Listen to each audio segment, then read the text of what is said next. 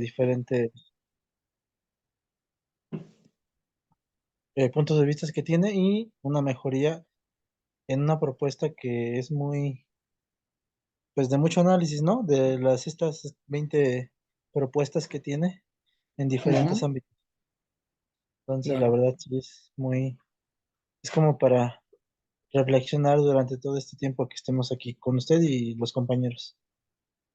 Exacto, Juan de Dios, es algo importante por el tema educativo, ¿no? Porque se toca mucho el aspecto educativo, que ya lo veíamos en la clase anterior, ¿no?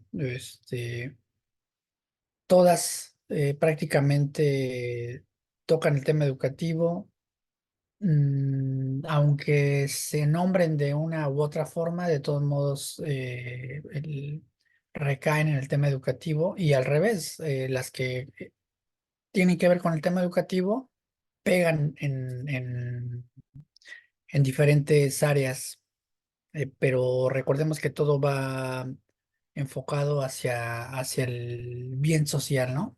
A una sociedad, a una mejor sociedad, o encaminados hacia una sociedad buena, humana y racional, ¿no? Como los criterios de lo que era la teoría crítica. Qué más pueden concluir con eso? Osvaldo, ¿qué me dices? Pues que está enfocado a la educación, doctor. Aunque, por Ujú, ejemplo, trata primero sobre los temas de becas, el aumento a las ujú, personas mayores de edad que al menos si es algo real, que algunas no tienen quien se preocupe por ellas o quien trabaje por ellas o quien los vea, y pues sí, es algo que lleva la economía del país o lo hace ver como pobre porque nadie tiene quien por ellos.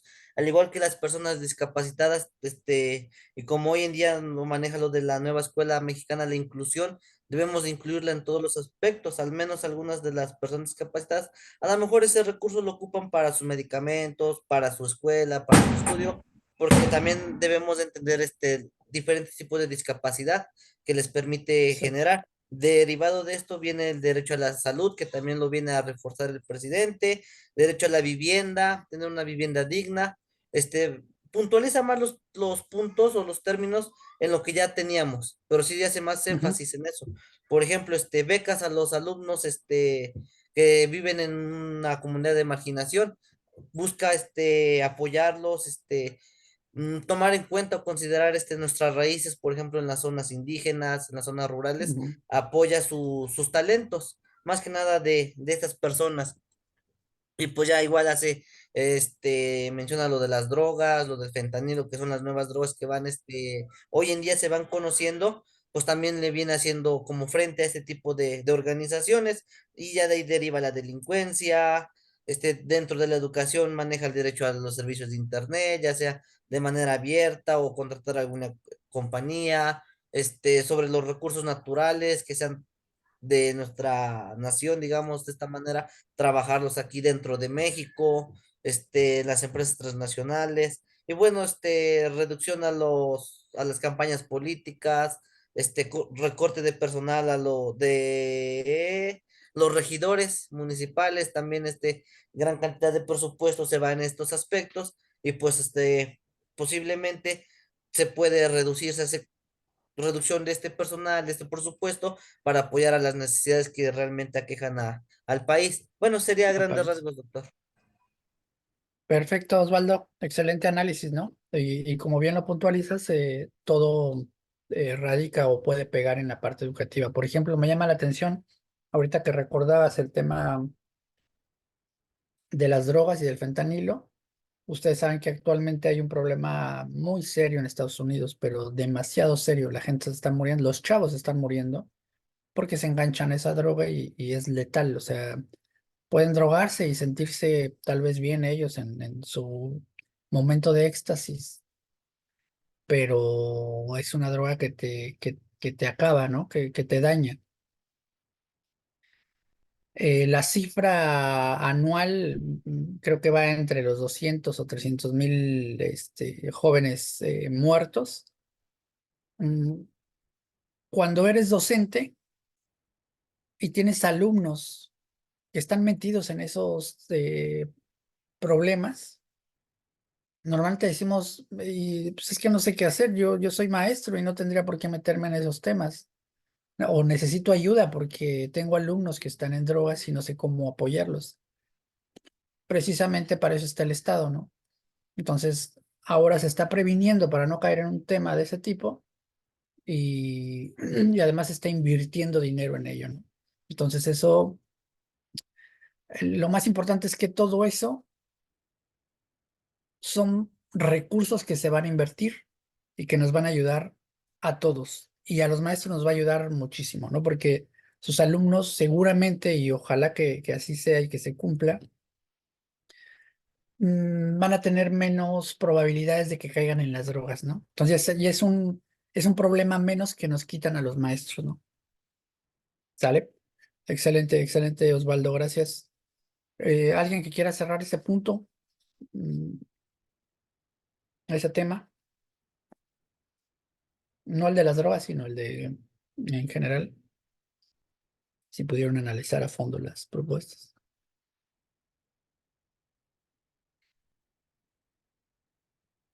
¿No? Bueno, vamos a continuar con la parte de lo que es la pedagogía crítica.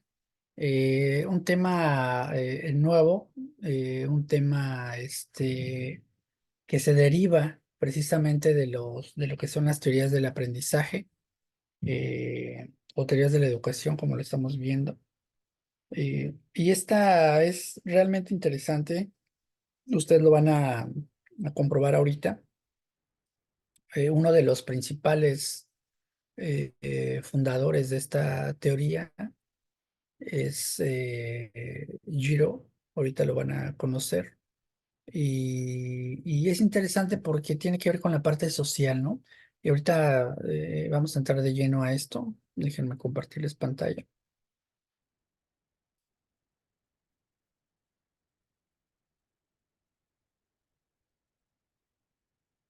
Muy bien, ahí la ven. Sí, ¿verdad? Sí, doctor, sí se alcanza a ver. Perfecto.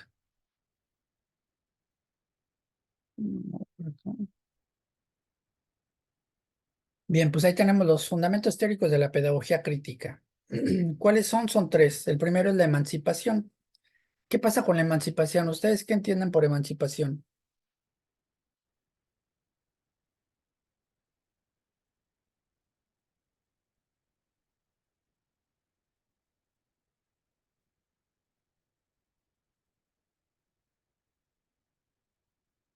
Por ejemplo, ahí, ¿cuáles son las estructuras opresivas?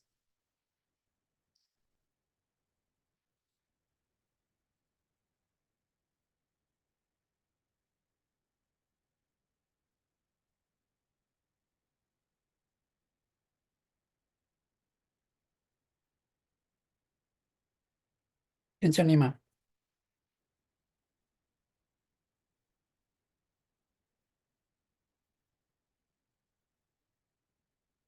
¿No? ¿Nadie?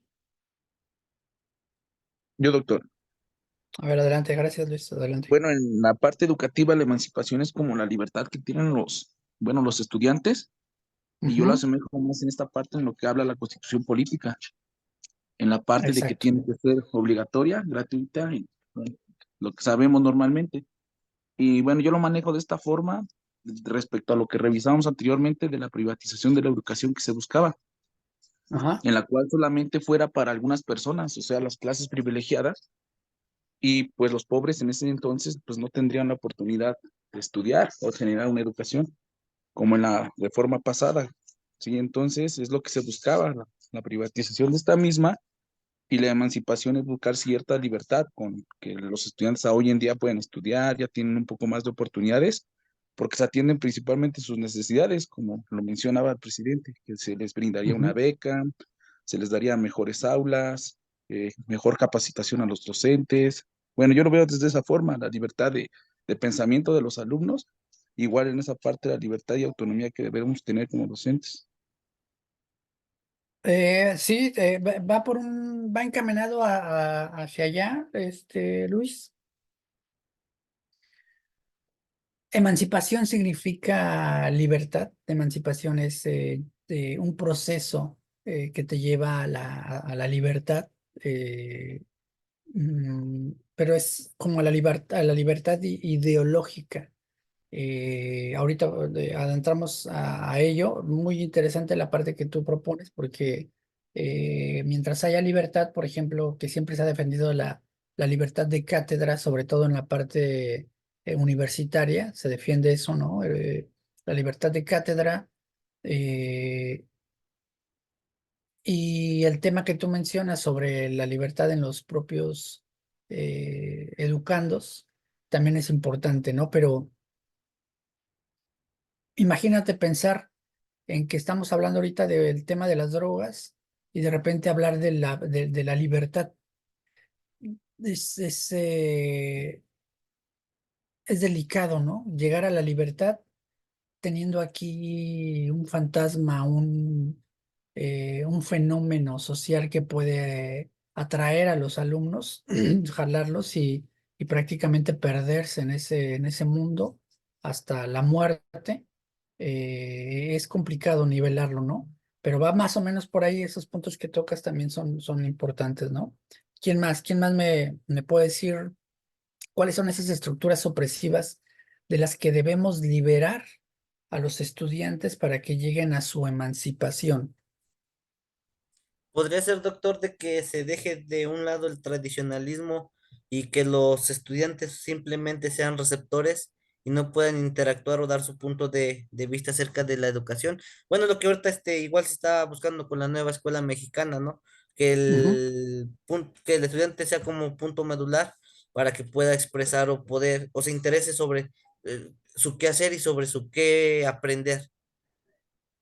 Exactamente, Osvaldo. Por ahí va también el asunto, ¿no? Ese punto es interesantísimo. Por eso cuando les dicen que la nueva escuela mexicana está mal hecha o es un modelo que se sacaron de la manga, ustedes van a ir viendo y ya lo han visto en la parte de las teorías, desde la parte de la teoría humanista que ya la analizamos, cómo hubo ciertas relaciones y ahora con esta parte que surge de la teoría humanista, viene la parte de la pedagogía crítica, ¿no?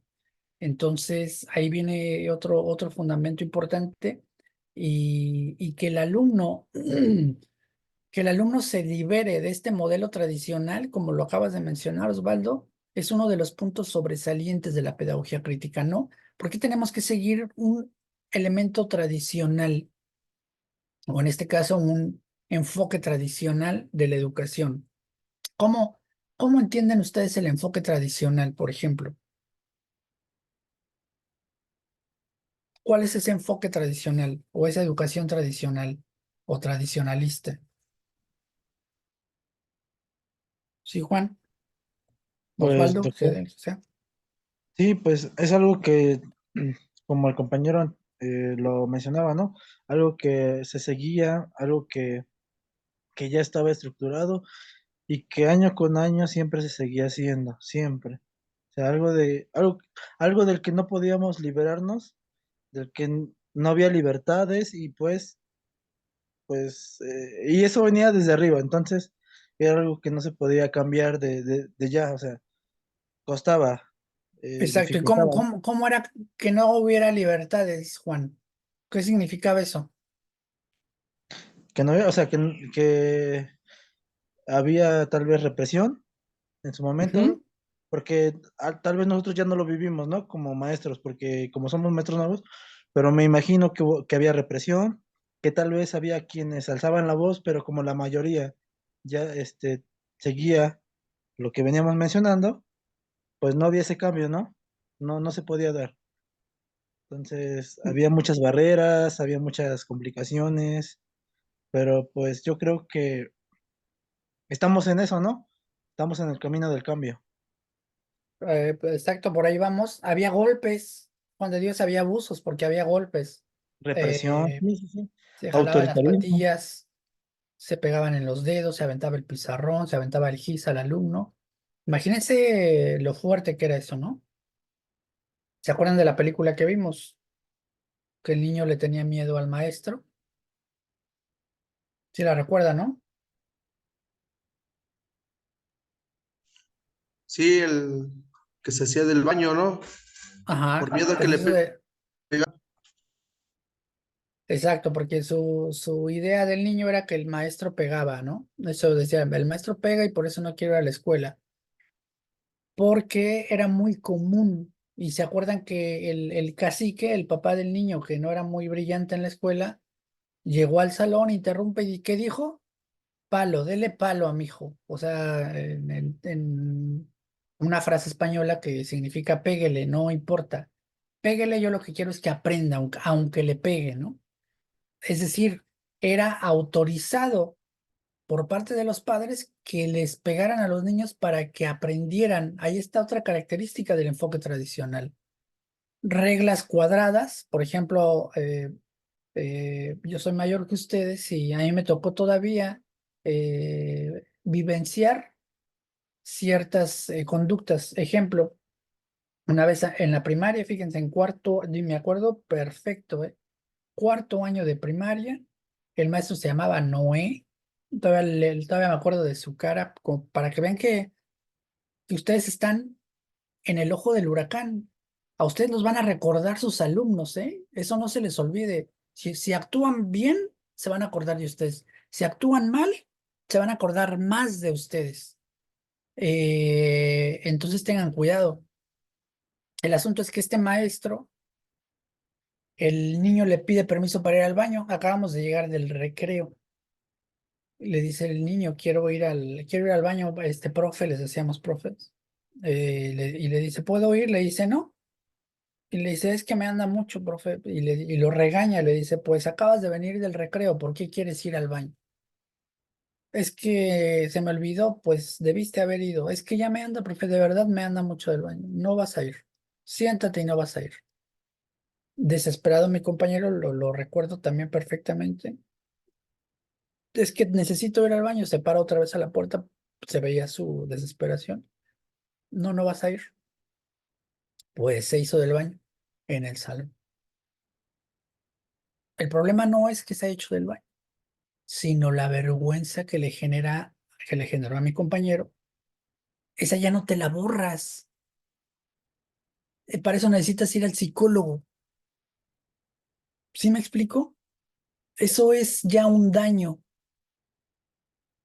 Jamás voy a entender, ni sabré, ni voy a poder comprender a mi profesor, porque en ese entonces no tenía la capacidad de saber si el maestro estaba enojado, si le habían llamado la atención. Lo que podamos vivir ahorita, por ejemplo, pudo haber sido algún profesor de su edad, ¿no? Yo lo recuerdo bien a él, yo lo recuerdo como señor, ¿no?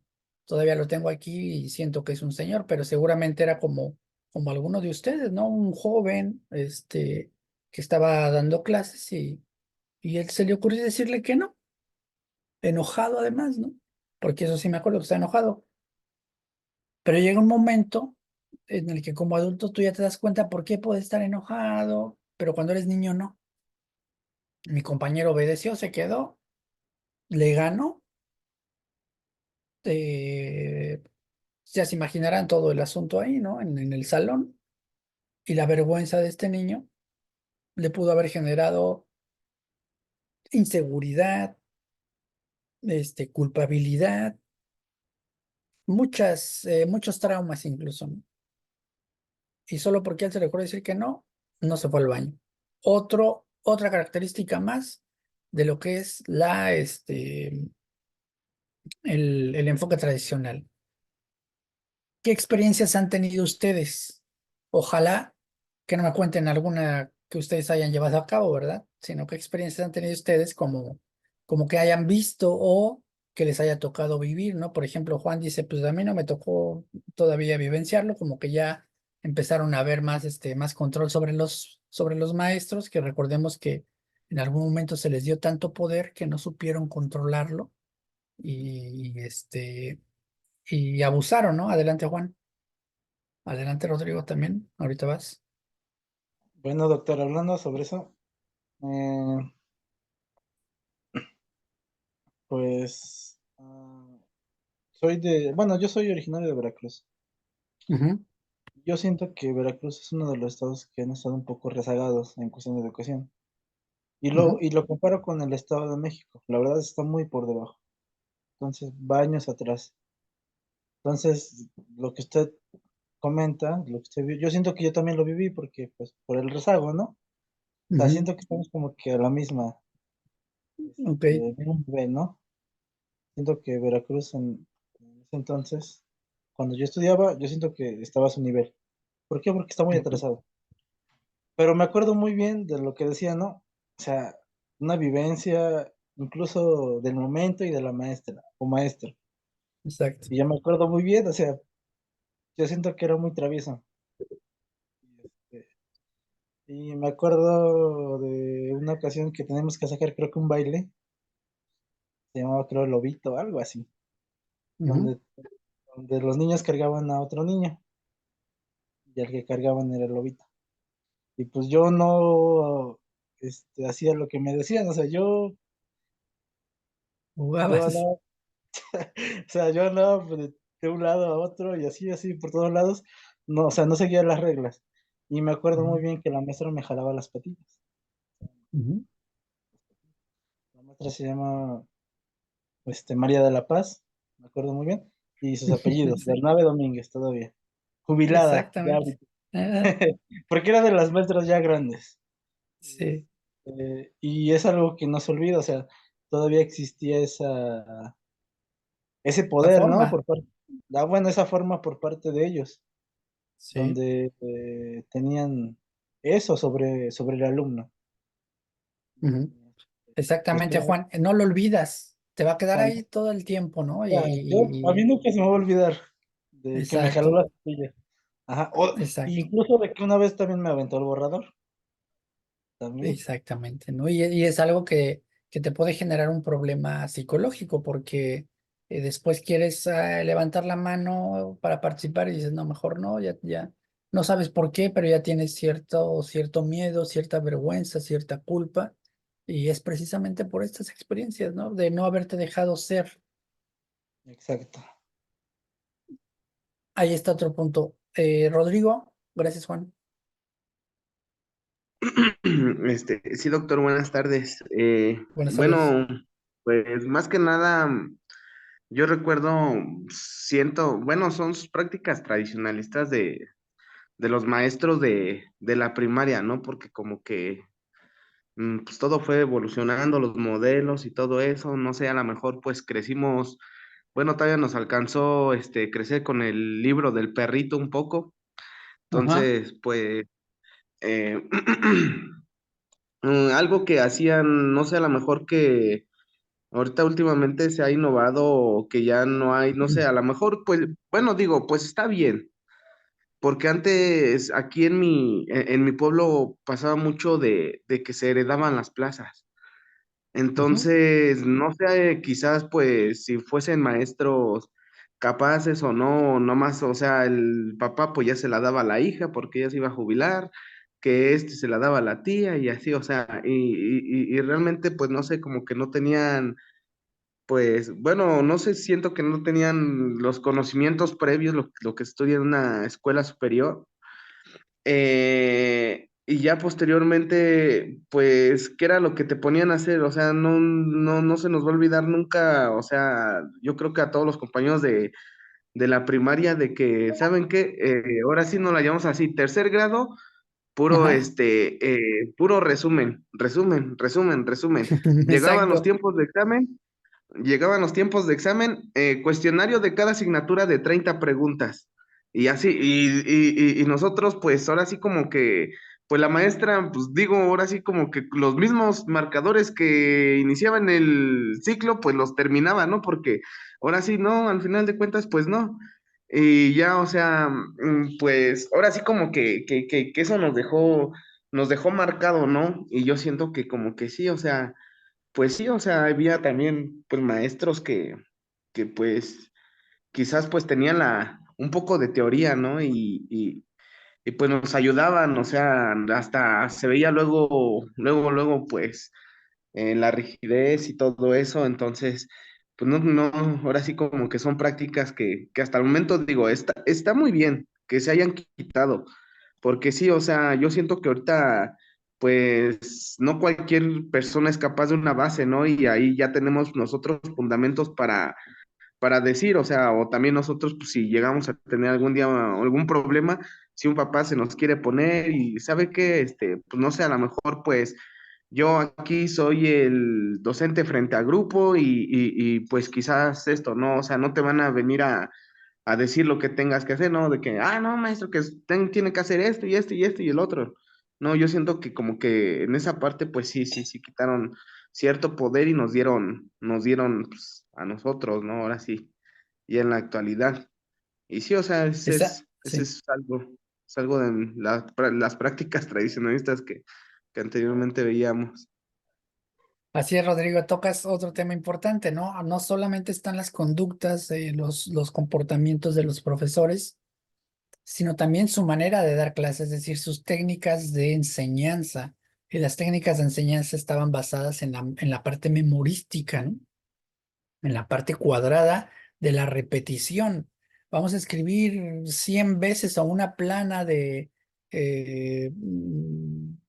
mamá para aprenderme la palabra mamá, o una plana de la letra A, o una plana de la letra E. Todavía me acuerdo que las teníamos, para hacerlo más rápido, los hacíamos de bajadita en lugar de escribir la palabra. Nos regañaban porque tenía que ser como el maestro decía, escribir la palabra 1, 2, 3, 4, 5, 6, 100 veces escribir la palabra. ¿Te imaginas lo que es eso? Ojalá que a usted no les haya tocado y mucho menos que lo aplique, ¿no? De escribir 100 veces la palabra, no sé, caballo, ¿no? Para aprenderte la doble L, caballo y la B. Caballo, caballo. ¿Te imaginas lo que sería llenar una plana de caballo donde te caben 100 palabras? Llega el momento en el que te harta la palabra, te harta la escuela, muy complicado, ¿no?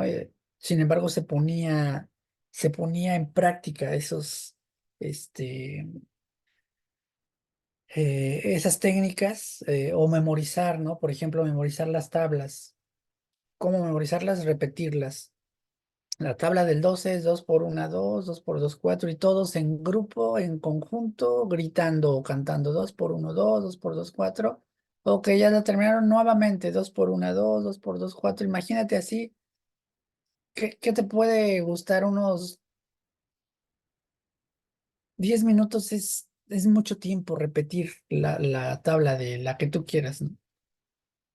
Pues los maestros se aventaban media hora repitiéndolo, ¿no? O repítanlo ustedes mientras yo no sé qué hago aquí, o los dejo. Algo complicado, ¿no? Afortunadamente aún así salimos adelante muchos compañeros, pero de que había cosas que no eran adecuadas, las había, ¿no? Adelante, Juan. No, doctor, Sí, sí. disculpe por lo interrumpa. No, no, no. Efectivamente, bueno, a mí en la primaria ya no me tocó pues eso, ¿no? Pero en la secundaria se volvió a dar un caso como eso. Ve que antes hablábamos sobre lo de la conducta. Ujú, Y es algo que yo lo viví en la primaria. Pero en la secundaria viví ahorita de lo que estamos hablando, de lo que se acaba de hablar sobre eso.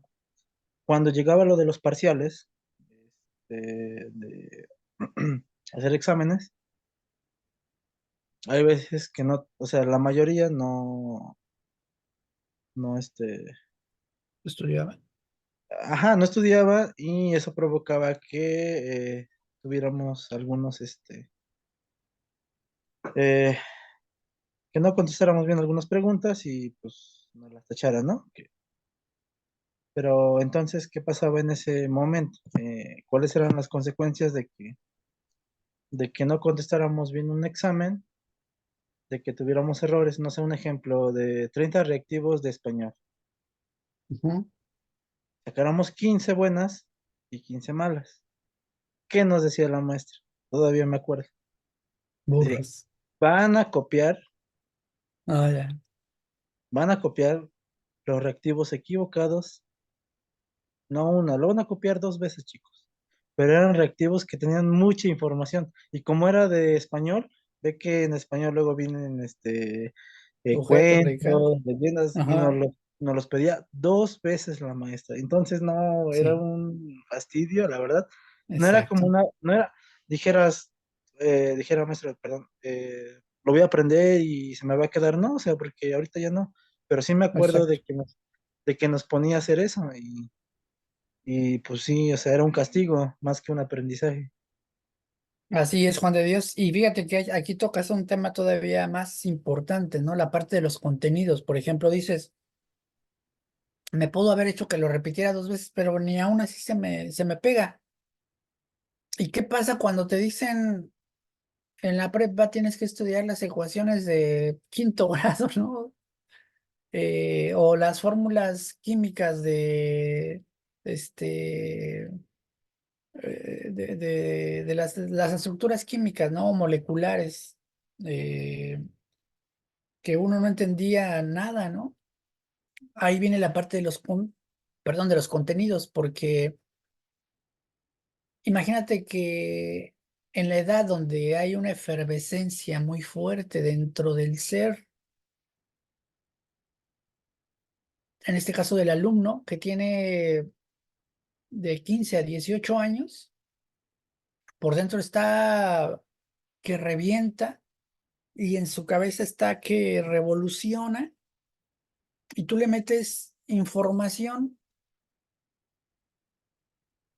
que no es capaz de procesar, que no es de su agrado, que le cuesta trabajo entenderla, pero no le metes una, dos, tres materias, le metes 50 materias que son en total, ¿no? Entonces se convierte en un tema pesado. Entonces, cuando los contenidos no están adecuadamente elaborados para determinados sujetos con ciertas características físicas, biológicas, emocionales, mentales, también se vuelve un problema serio, ¿no? Mm, no ha habido una reestructura de ello. Ahora, no sé ustedes qué piensan de los contenidos en este caso de la escuela mexicana, de lo que es la nueva escuela mexicana. ¿Cómo ven los contenidos en comparación de los anteriores? Si les tocó la comparación o si solamente les tocaron estos contenidos y qué piensan de ellos. ¿Por qué? Porque los contenidos también es otra de las características del modelo tradicionalista, ¿no? Ya vimos que son parte de la personalidad del profesor, sus técnicas de enseñanza, que también no son efectivas, basadas en la memoria, en la repetición. Y ahorita estamos viendo los contenidos. ¿Qué opinan ustedes de los contenidos, de los nuevos, de estos que están llevando a cabo?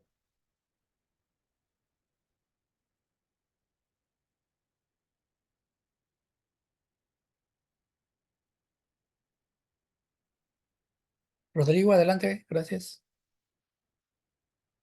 Pues sí, doctor, yo siento que es algo muy innovador lo que ahorita se hizo, bueno, a lo que se había hecho anteriormente, Ujú, eh, ya que ahorita que usted empezó a tocar el tema, hacen que el alumno, más que nada, sea un alumno crítico, ¿no? O sea, que ujú. sepa, eh, pues más que nada hacer las cosas, abrir su mente, él empezarlo a explorar, a trabajarlo, él verlo desde un punto de vista y él de tener ahora sí como nosotros lo veíamos, de tener una autonomía que él pueda decir, ah, esto lo puedo hacer así, pero a lo mejor así me quedaría mejor, ¿no? O el maestro, o lo que anteriormente decía, ah, no, pues se tiene que hacer como el maestro dice, que esto lo vas a hacer así, así, así, así, como venían los libros de texto anteriormente.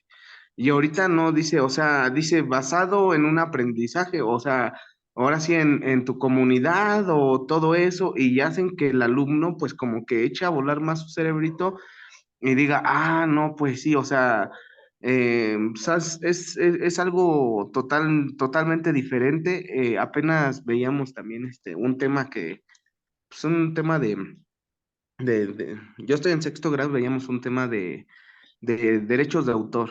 Entonces, pues yo le Ajá. decía al alumno, no, pues todos hagan la actividad que ustedes quieran, ¿no? O sea, al final de cuentas va a ser su obra de arte, vimos que era una obra de arte, porque antes decíamos, una obra de arte solamente es un cuadro, ¿no? Y todo eso. Y ahorita vimos que una obra de arte, pues es hasta una canción, ¿no? Es todo lo que se pudiera imaginar. Y ya, entonces, fue algo tan sorprendente porque, o sea, eh, algunos de mis alumnos me dibujaban un paisaje, ¿no? O sea, dibujaban el paisaje y le ponían una canción y todo eso, y no sé, como que los hace ver más a lo real, ¿no? A lo que ellos viven. Entonces, pues ellos, pues prácticamente, pues no sé, a lo mejor ponían hasta el cielo rojo. Y le digo, ¿por qué pones el cielo rojo si el cielo es azul? Dice, no, maestro, no, porque a esta hora, pues, no sé, a lo mejor son las 7 de la mañana y el cielo es entre rojo y violeta y todo eso. Y ya vas viendo, o tú vas viendo que el niño va, pues va reflexionando y va teniendo otro punto de vista. Y al final de Exacto. cuentas, pues tú lo enfocas en eso y dices, ah, no, pues sí es cierto, o sea, y sí, o sea, con cositas que eran diferentes, ellos unos hacían unos arbolitos con unas hojas de con los propios pétalos ahora sí, o con las hojas de los árboles, ellos hacían unos árboles chiquitos, ¿no? O sea, Ujú. sí sacamos, ahora sí como que una buena clase y sacamos buenos productos que eso les va ayudando, no sé, como que ellos vayan aprendiendo más y más y van metiéndose en eso de la investigación, o sea, porque al final de cuentas dice, híjoles, es que yo tengo, me acuerdo que todavía dice un niño, dice, no, es que tengo un primo que hace que hace canciones, que, o sea, que prácticamente es un rapero, ¿no? Así como que le voy a preguntar y le voy a decir o sea, y eso es como que despertar la imaginación, despertar la creatividad. Y sí, o sea, también me acuerdo que estábamos viendo lo del plato del buen comer, ¿no? Y todo eso. Y ya Ujú. también, lo relacionamos con algo así con culturas típicas y todo eso, y muchos se fueron a lo tradicionalista y dice, ah, no, pues es que mi abuelita, curaba del espanto y esto era para esto y esto, o sea, dice, no, y ahorita pues, dice, no, pues mi tío es doctor y me le dice esto, o sea, como que los niños ya tienen otra visión.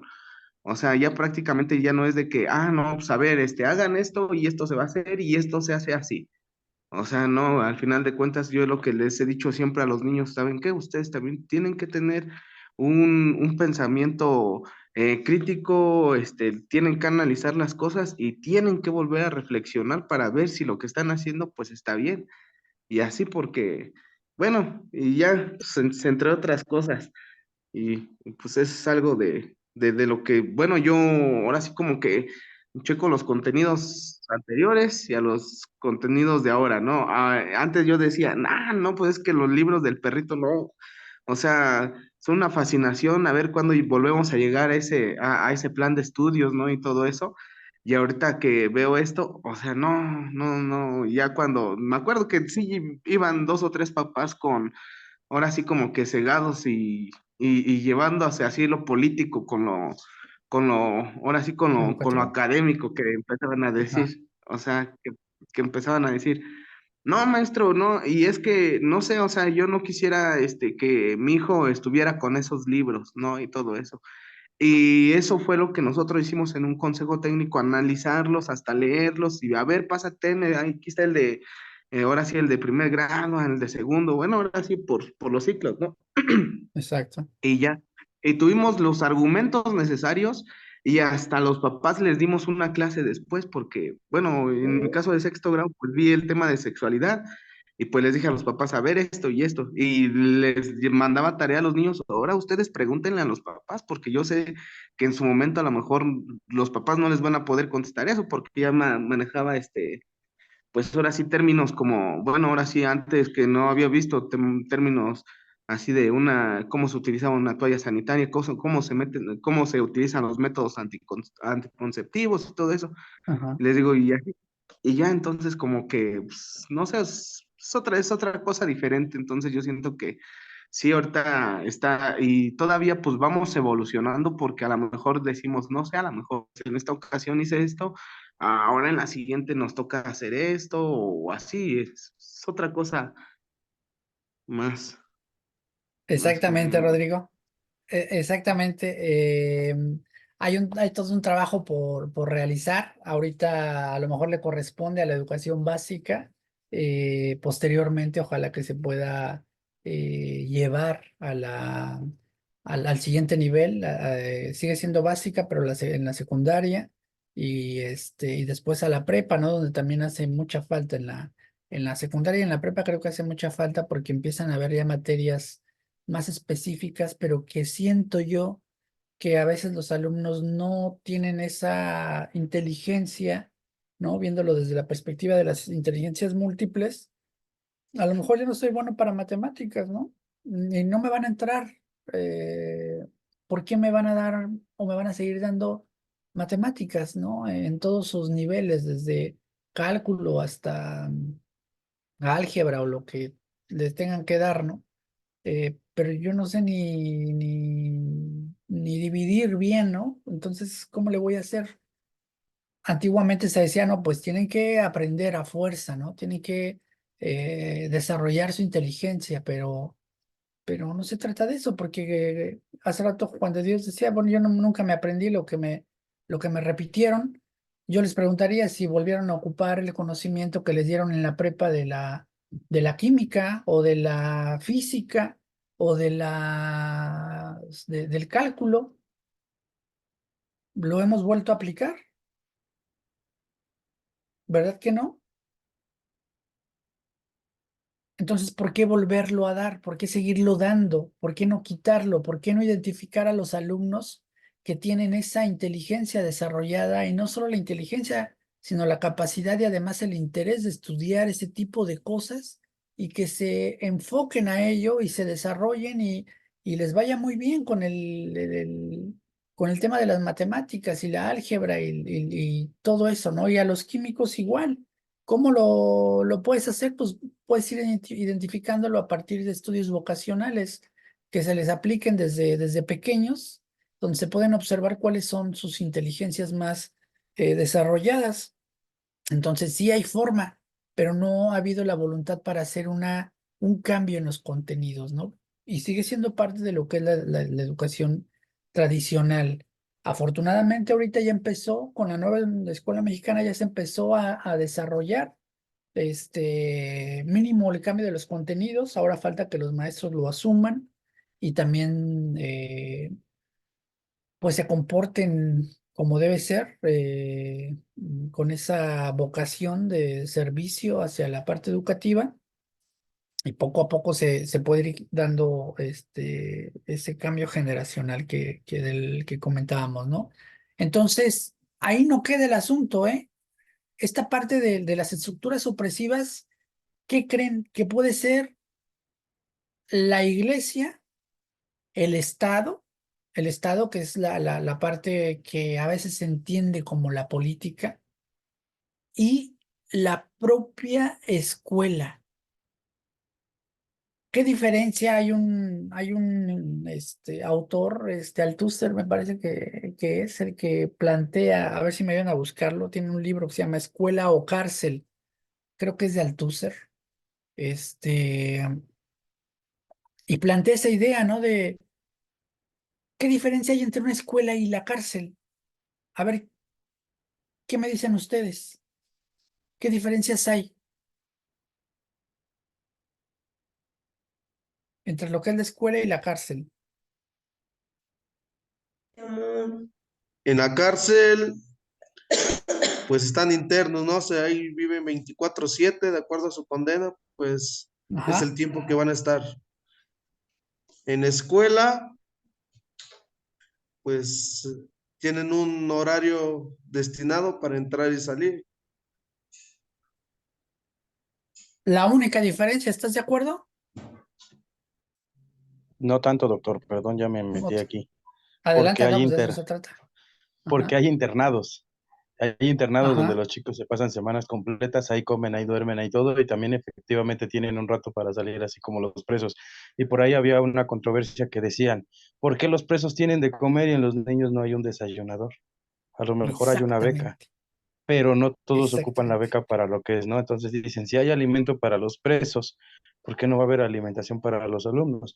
Hace tiempo lo había, habían desayunadores. Ahora, bueno, desconozco por qué, pero bueno, los han ido quitando por varias diferentes situaciones, a lo mejor políticas, ¿no? Esa es una de las diferencias, pero aquí a lo mejor es que incluso es un poquito mejor para la cárcel que para los estudiantes. Esa es una situación ahí que a lo mejor no es igualitaria. Y esperemos no sea Eh, igualitario, pero o sea, me refiero en exacto, cuestión de la alimentación, ¿no? exacto, Juan Luis. Diste un ejemplo perfecto, ¿no? Pareciera que no son lo mismo, sin embargo, hay internados que son muy similares a una cárcel porque no puedes salir, ¿no? Igual en la cárcel, hay cárceles que te dicen, ah, pues ya tienes una condena, no sé cómo le llamen en términos jurídicos, pero ya puedes salir y 2, 3 días o el fin de semana y regresas.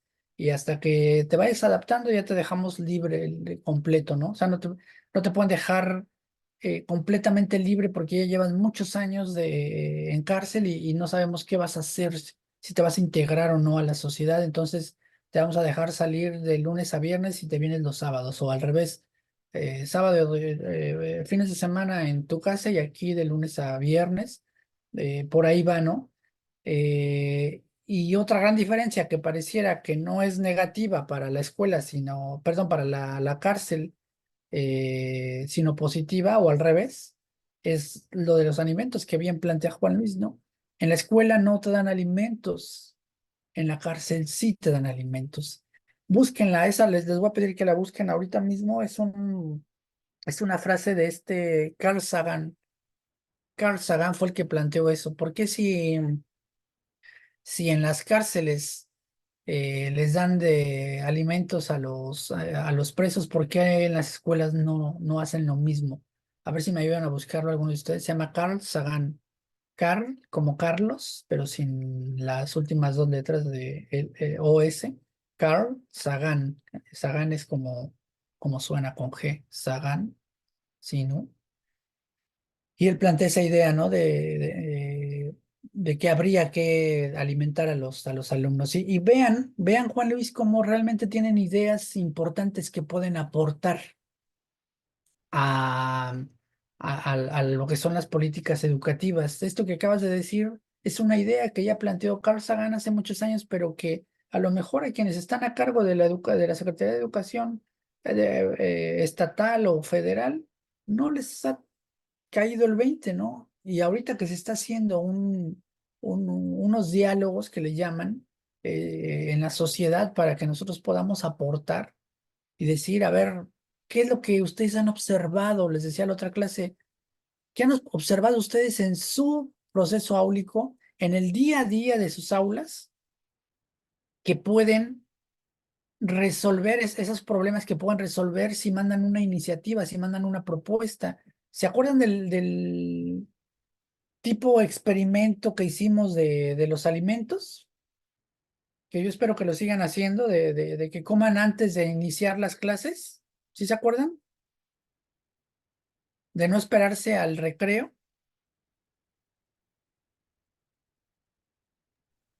Pues esa ya es Sí, una propuesta que se puede plantear, ¿no? O esto que acaba de decir Juan Luis, aunque es conocido, pues sí, es conocido, pero parece que las autoridades no lo conocen. Pues vamos a recordárselos.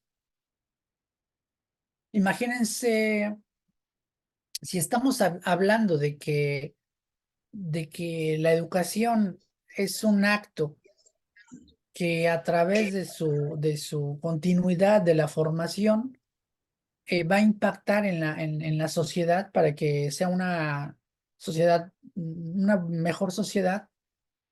¿No estaría mejor que en lugar de darles becas a los alumnos, les dieran comida? Que hubiera comedores, que se crearan los comedores como en la escuela, así como ustedes lo ven en las películas de Estados Unidos, que están las mesas, pasas, te sirves o te sirven y te sientas y comes. que todo el mundo tuviera ese derecho. Saben que, por ejemplo, en Estados Unidos así es, pero les cobran la comida. En México la idea es que sea gratuita también y genera empleos, porque quien va a construir los comedores se requiere de empleados, de personas de la construcción. Quien va a atender los comedores se requiere de otro personal administrativo para que se haga cargo de la, de la alimentación, ¿no? Incluso de hacer los alimentos, de prepararlos. Hay ideas, pero se necesitan ser escuchadas. Es importante que se animen a plantearlo, ¿no? La otra vez les dije que les iba a leer la propuesta que mandé y se las quiero compartir para que vean que no es cosa del otro mundo, no esperan un libro de ustedes, esperan escucharlos con sus necesidades y con la identificación de problemas. ¿Cómo vas a ver cualquiera de las dos candidatas que van a ser presidenta, alguna de las dos?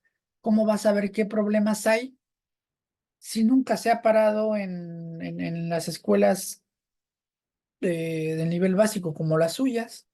Ustedes saben los problemas que hay, pues anímense a decirlos y a dar una solución. Seguramente puede ser escuchada y ojalá la puedan resolver, ¿no? Pues esa problemática. Entonces vean que si hay ideas, ustedes las tienen, hay que animarse a compartirlas, ¿no? Bueno, les comentaba esta parte de lo de escuela y cárcel, porque la misma escuela planteaba el TUSER, no sé si alguien ya encontró, ya me ayudó a encontrar esa frase póngale ahí, frase de Carl Sagan sobre la escuela y la cárcel, y van a ver qué Yo les la sale. encontré, doctor. A ver si nos las ayudas a compartir, Gafet. Si nos la lees, por Sí, favor. dice, cada estudiante debería tener desayuno y comida gratis en su escuela. Si los presos tienen, ¿por qué los futuros doctores, ingenieros, licenciados y artistas no? Carl Sagan. Carl Sagan, exactamente. ¿Se dan cuenta? Por eso quería que la encontrara, porque sabía y recordaba que al final cerraba todavía con ese tema más profundo, ¿no? De los futuros doctores, maestros, ingenieros deberían de tener también alimentación. Y si se dan cuenta, no es mala onda de Carl Sagan. Él nunca dice quítenselo a los presos, ¿no? Que los presos lo sigan teniendo porque pues es un derecho humano, ¿no? Tal vez. No tenemos por qué decir a los malos no, o a ellos que son asesinos o criminales o lo que hayan hecho, no deberían de darles de comer. No, no, no. Él dice, si a ellos les dan, ¿por qué a los futuros profesionistas no les dan? Y más cuando son vulnerables como los niños que tenemos en nuestros salones, ¿no? ¿Sí se imaginan el impacto que tendría si se les diera de desayunar a todos los niños?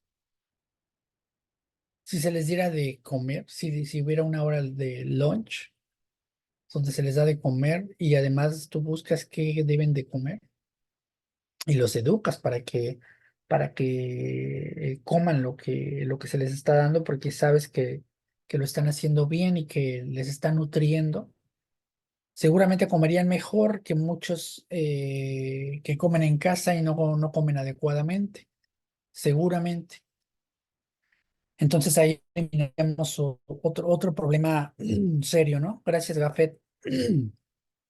Entonces, les decía que la escuela se puede comparar con la cárcel porque tiene muchos lineamientos semejantes. Hay un horario, están encerrados, pueden salir, pueden entrar, se les prepara, ¿no? Porque a los reos también se les trata de, de reeducar. En este caso, a los alumnos se les trata de educar. Es decir, hay una similitud en las instituciones, en las estructuras. ¿Qué es lo que plantea la pedagogía crítica? Eliminar esas estructuras, y que el alumno, que el educando y el educador sean libres y estén emancipados de que tiene que ser de determinada forma o de forma cuadrada. Imagínense que la idea es eh, no pensar como decía alguno de ustedes hace rato, en la parte opresiva, ¿no? Sino en que todo sea enfocado a la libertad del alumno, ¿no? Pero también tiene que ver la parte social, ¿no? Es decir, esas estructuras opresivas son las que están enfocadas hacia la parte social. Ya les hablaba yo de la iglesia, no solo de la propia escuela, sino ahora de la iglesia. Y la iglesia no te permite emanciparte, al contrario, te reprime o te oprime. eh, mm, Porque solo debes de tener ciertos comportamientos que son aceptados por determinadas normas o reglas que hay en, en la parte religiosa, ¿no? Y si las llevas a cabo, eres bienvenido, y si no, no lo eres, o eres malo, ¿no? Y te mereces el infierno, o etcétera, ¿no? Todas estas cosas que nos inculcaron desde pequeños y que nos espantaban, y en lugar de hacernos libres o de emanciparnos, nos ataban a ideologías que a veces ni los mismos padres comprendían. Eso es un problema, esas son las cadenas de las que habla Giraud cuando dice que hay que hablar de una libertad o de una emancipación, es quitarnos las cadenas que tenemos aquí. ¿Y quién nos pone esas cadenas? La propia familia es otra estructura opresiva, ¿no? La escuela, el Estado, la iglesia, esas estructuras opresivas deben de pensar en otra forma de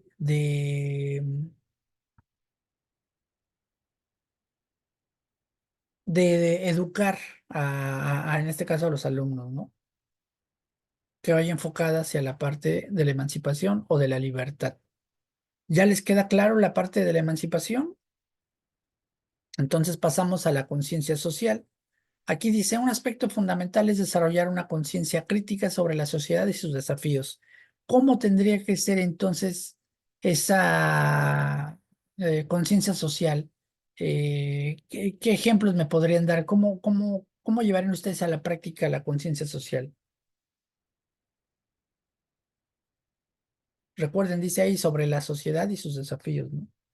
Es decir, ya tenemos una sociedad que tiene ciertas características que han escuchado ustedes a muchas voces diciendo que estamos como estamos, ya sea para bien, para mal. eh, pero entonces, ¿qué?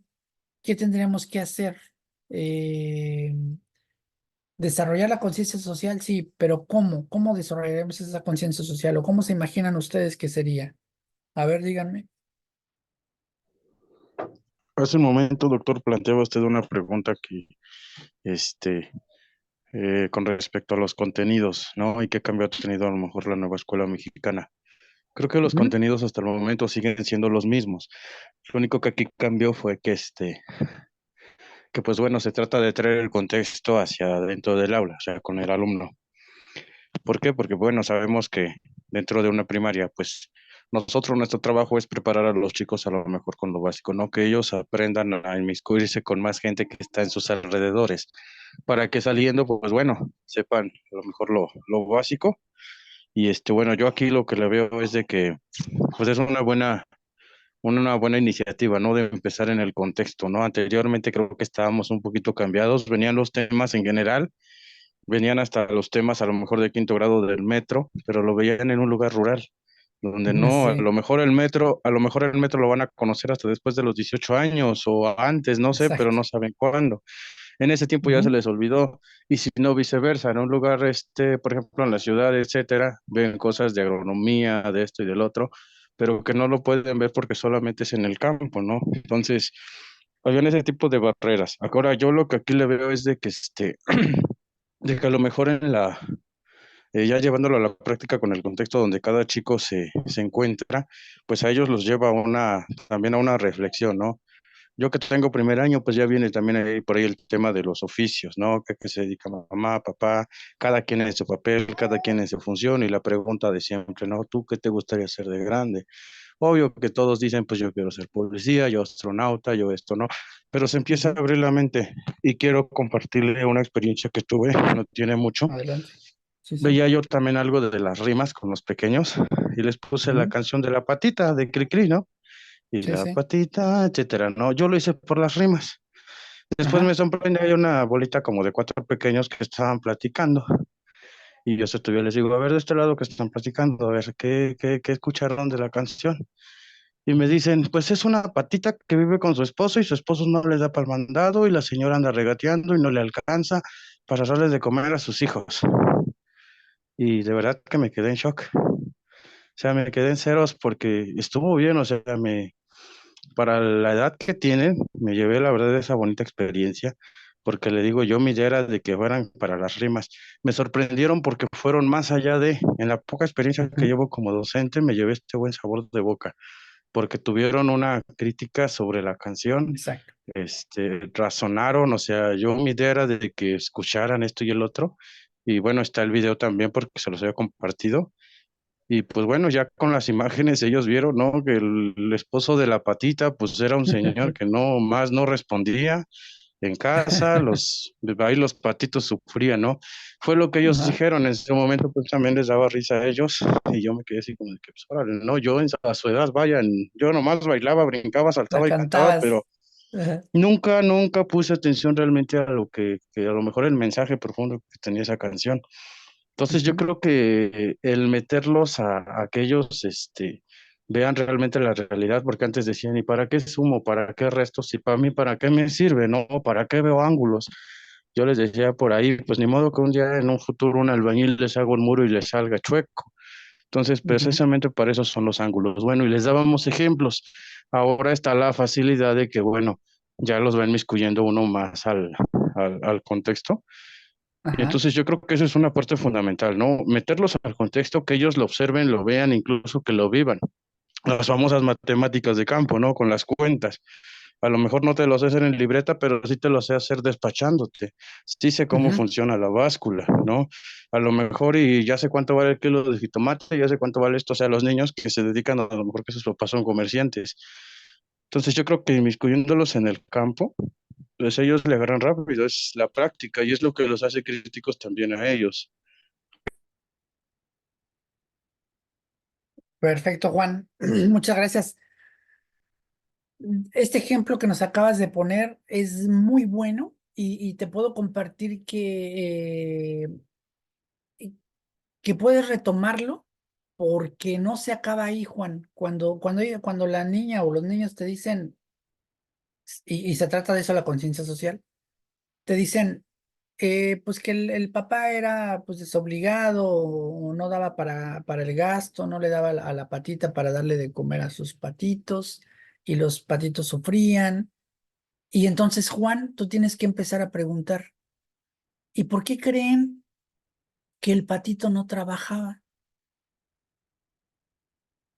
Y se los voy a preguntar a ustedes. Imagínense la canción, que seguramente la mayoría se la sabe, pero trata de un pato o el papá pato que no le da el gasto a la mamá pata y que los patitos tienen hambre y la patita tiene que buscar qué comer para darle a los patitos y que no sufran por hambre, ¿no? Así en términos generales. Si quieren generar conciencia social, que de eso se trata la pedagogía crítica, escuchan la canción y se le pregunta a los alumnos, ¿por qué creen que el patito no trabaja? Ahora, se los pregunto real a ustedes, hablando del contexto en el que vivimos de México, ¿no? Decir, a ver, estamos en México, las condiciones en México son estas, el empleo no avanza, aunque ha avanzado ahorita, digamos, en este periodo, pero imagínense ese México de hace 7 años, ¿no? ¿Por qué? Y yo les pregunto, ¿por qué el patito no trabaja y por qué no le da a la patita su gasto? Sabemos que no le da porque no trabaja. Entonces la pregunta es, ¿por qué creen que no trabaja el patito? Imagínate, Juan Luis, lo que tú puedas plantearle a tus alumnos como preguntas de las que le estoy haciendo, se las puedas volver a hacer, ¿no? Pero ahora a ustedes, ¿por qué creen que el patito no trabaja?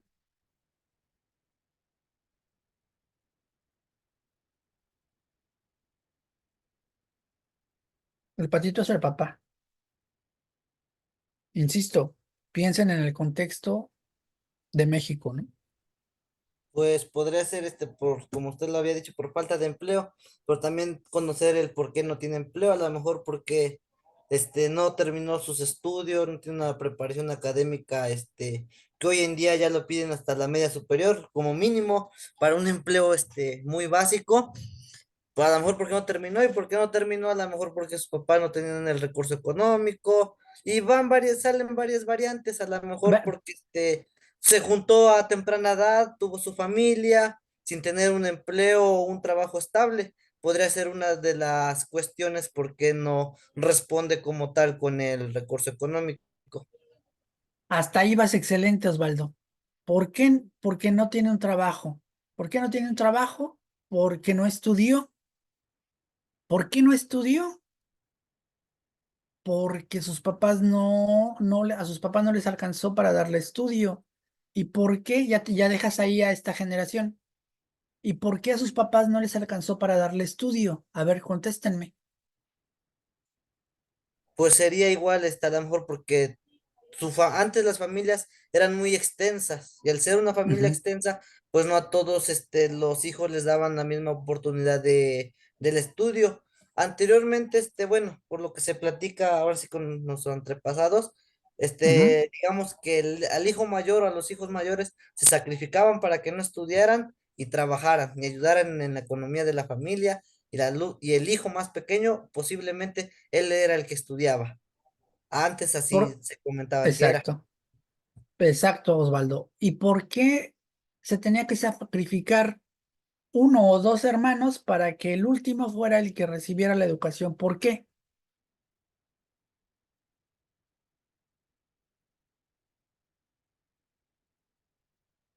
¿Quién me dice? Pues posiblemente que a lo mejor porque ya al haber más aportación económica en la familia, que a lo mejor el sustento era el papá y los dos hermanos, pues ya el menor ya no tiene la necesidad de trabajar, pero sí opta o se ve en la necesidad de no trabajar, pero sí de estudiar para salir adelante, y de alguna u otra forma después él pueda proveer a la familia o a su familia independiente. Ok, pero te me estás perdiendo, Osvaldo. Hay que ser críticos. ¿Por qué? ¿Por qué? Imagínate que tú eres el mayor y yo soy el mayor y tenemos un hermano menor. ¿Por qué tú y yo, Osvaldo, tenemos que sacrificarnos? ¿Por qué no podemos estudiar tú y yo también al igual que nuestro hermano menor? A lo mejor por la falta de conciencia que se tenía. No, Por se las vuelve a repetir necesidades el que tenga cada ciclo. familia, ¿no? A ver, Saúl, ¿decías? Por las necesidades que tenga cada familia, Exacto. ¿Cuáles son esas necesidades? a lo mejor salud, Ujú. ¿Por qué no tenían alimentación, salud? ¿Por qué no tenían alimentación? recurso económico. Económico, doctor. Exacto. Les voy a poner un ejemplo con esto que dice Saúl. ¿Saben por qué a México le pegó tanto la pandemia? Es decir, ¿por qué hubo tantos muertos? A que ni saben por qué. Y No eso es, que se doctor, porque controló. Ajá. le iba a decir que si no es porque no se invierte tanto en el sector salud y se invierte Es un mejor en tema. otras eh, cosas. es un tema, ese es un tema, pero ese digamos que es el tema general, ese es el tema en infraestructura, porque se acuerdan, por ejemplo, cuando gobernó Felipe Calderón, dijo que iba a crear 100 hospitales. Eso pueden encontrarlos ustedes ahorita en YouTube, pónganle Cuando Calderón, el video de cuando Calderón propuso crear 100 hospitales en todo México y no creó ninguno. Y llegó el gobierno de Peña Nieto y dijo que iba a terminar los hospitales que Calderón había prometido y no terminó ninguno, solo hicieron fachadas. A eso se refiere lo que dice Saúl. Búsquenlo para que me ayuden ahorita a compartirlo, pero yo les hablo de la salud personal. ¿Por qué creen que hubo más muertos de los que se tenía pensado? Del cálculo que se hizo, hubo más. ¿Por qué creen que hubo más muertos?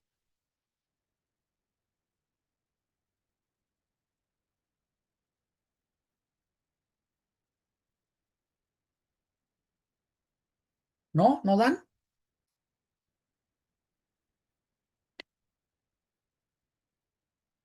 Más o menos en lo que dice Saúl, en la alimentación. Había una mala alimentación. Había un exceso de consumo de comida chatarra, refrescos, frituras, pastelitos, y eso generó una epidemia de diabetes. Yo les puedo decir que estoy seguro que mínimo conocen a 2 personas directas de ustedes que tienen diabetes. ¿Me equivoco?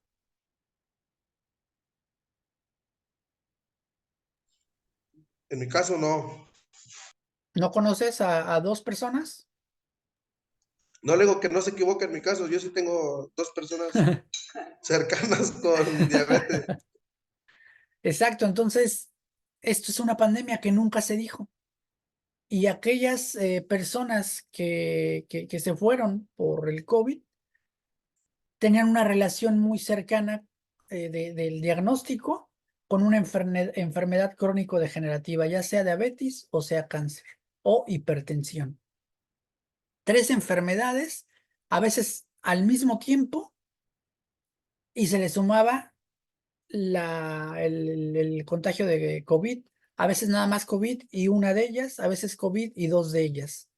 Obviamente se potencializaba, generaba una bomba y la gente se iba, ¿no? Ahí está otro problema, ¿no? La mala alimentación. ¿Por qué se dio? Insisto en la parte de la teoría crítica. Esas son las preguntas que hay que hacerse. ¿Por qué había una mala alimentación? Recuerden que estamos preguntando y preguntando y estamos llegando más a fondo cada vez. ¿Por qué creen que se desarrolló una mala alimentación?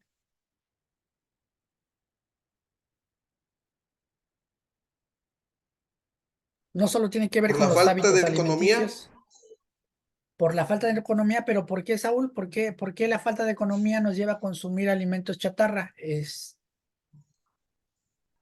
Pues ya que en ese momento bueno, en ese tiempo de pandemia, pues no estaba la economía agilizada, ¿no? Se pararon muchos negocios. Si eran comerciantes, pues los comercios los cerraron, no podían ir a vender sus productos.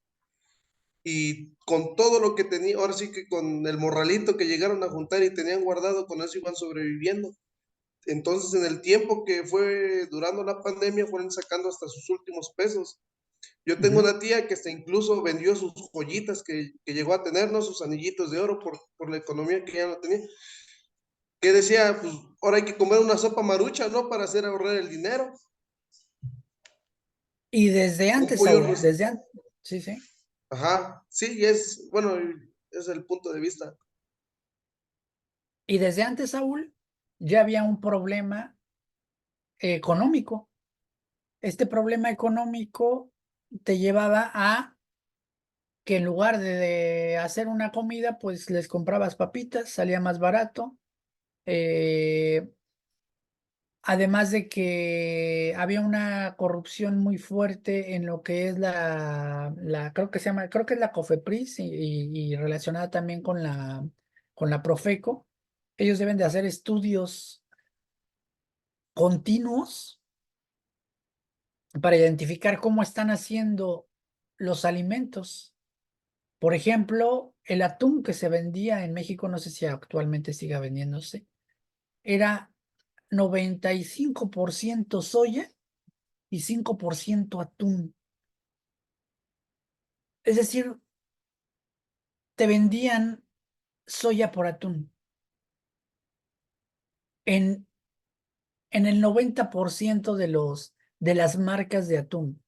Es decir, pasamos tal vez 18 años comiendo soya en lugar de atún y pagábamos por atún. La soya no es un mal alimento, pero imagínate que tú estabas cuidándote en una dieta de atún porque sabes las propiedades del atún, pero en realidad no estabas comiendo atún, ya te generaba un problema médico. Entonces, cuando llegan los nuevos procuradores o los nuevos secretarios y empiezan a tomar las riendas y el control de las instituciones y se dan cuenta que los alimentos no cumplen con las características de salud, pero que además te dicen que sí cumplen y además te dicen que están vendiendo un producto cuando te están vendiendo otro, por ejemplo, el queso. El queso manchego, que era muy caro, uno de los caros, no era queso, pero las empresas corrompían a las autoridades y decían, solo ponle que, por ejemplo, en el caso del atún decía, este alimento puede contener soya. ¿Cuál puede contener si era el 90%, 95% de soya? Y el atún era la mínima parte. Pues lo mismo ocurría con el queso manchego. Ustedes búsquenlo y lo van a encontrar en la revista del consumidor de hace 5, 4 años. Los quesos manchego, y te ponen la marca, te ponen esta marca no es manchego, esta no es manchego, y te dicen qué es lo que era el queso, no era, era otro alimento, ¿no? Era algo diferente, pero no era queso. Nos estaban dando alimentos que no correspondían, nos estaban dando más azúcar de la que te proponen. Es increíble, pero yo aquí donde estoy ahora me he tomado una Coca-Cola y no te sabe nada igual a la Coca-Cola de México. ¿Por qué creen? Porque tiene menos azúcar, porque las autoridades de aquí no te permiten que pueda tener más azúcar de la que debe ser, porque en determinadas cantidades que ellos ya tienen especificadas, si te pasas de esa, te hace daño para tu salud. Entonces, ¿qué dicen? Si hace daño para la salud, no se vende. Si quieres vender tu Coca-Cola, en lugar de una cucharada de azúcar, debe de tener un cuarto de cucharada de azúcar. Y así están las autoridades vigilando que lo estén haciendo de esa manera. A nosotros nos daban con 5 cucharadas de azúcar y entre más azúcar, pues más adictiva es. ¿Qué generó? Que se hicieran adictas las personas, desayunaban coca, comían coca y cenaban coca. ¿Y qué desarrolló eso? Pues diabetes. Y no solo con la coca, con todos los demás refrescos. Exceso de azúcares. Por eso ahora allá en México tienen exceso de azúcares, ¿no? Cuidado, exceso de azúcares, de muchas cosas, ¿no? Que te ponen, porque pues te tienen que hacer consciente de lo que estás comiendo. Bueno, y ahí seguimos, ¿no? Seguimos criticando, seguimos haciendo conciencia social. preguntando por qué se alimentaban mal o por qué nuestros padres no tenían ese empleo o los padres no tenían el empleo o los padres de los padres no tenían dinero tampoco y se repiten los patrones y van a llegar a la conclusión de porque no había trabajo, porque el trabajo era mal pagado, porque no había programas sociales, porque, por ejemplo, ahora los abuelitos reciben, yo digo que buena cantidad de dinero para ellos, para sus necesidades. Eh, hace, hace 6 años no ocurría eso, imagínense hace 40 años, ¿no?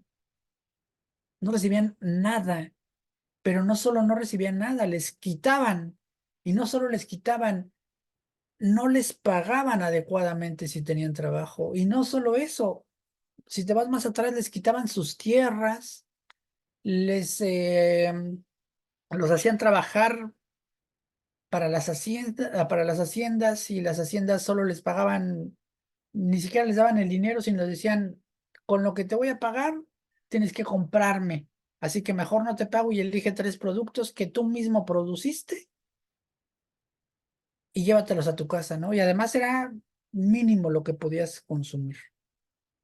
Y entonces te das cuenta que el problema social era que las condiciones económicas no eran adecuadas, pero porque el Estado no se hacía responsable y se robaba en colusión con los adinerados, con los hacendados. Por eso les digo que tiene que ver con la parte de izquierda y derecha que en clases anteriores lo hemos analizado.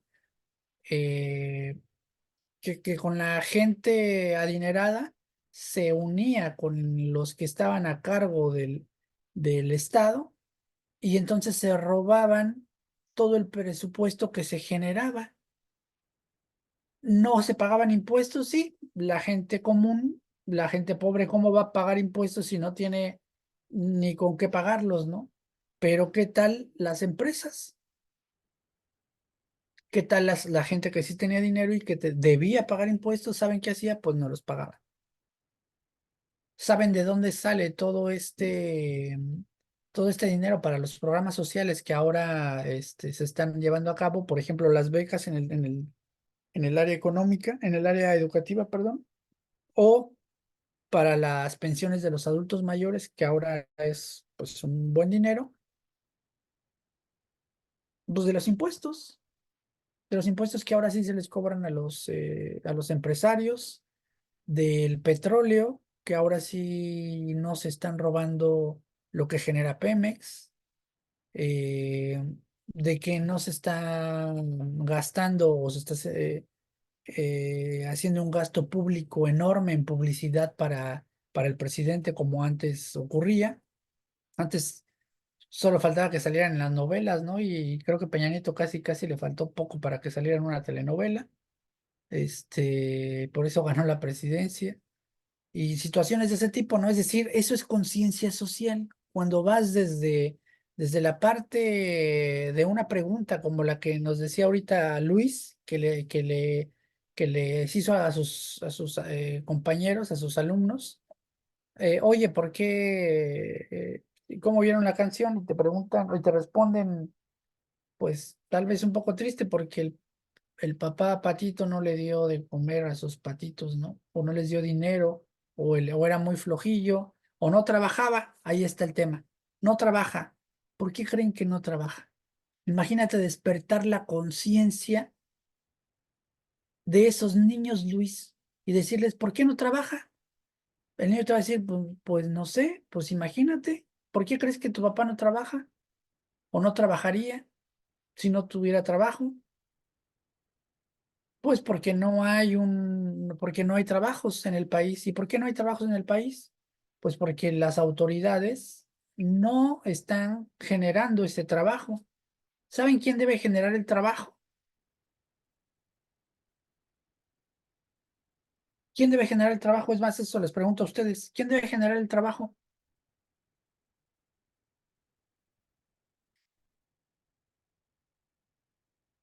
No crean que el trabajo solo existe así, ¿no?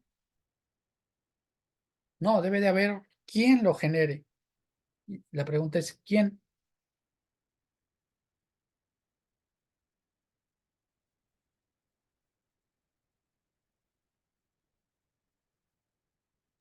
¿Qué me dicen? ¿No es el gobierno, doctor?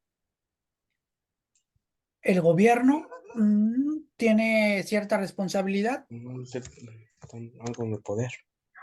y el sector económico o los empresarios en conjunto.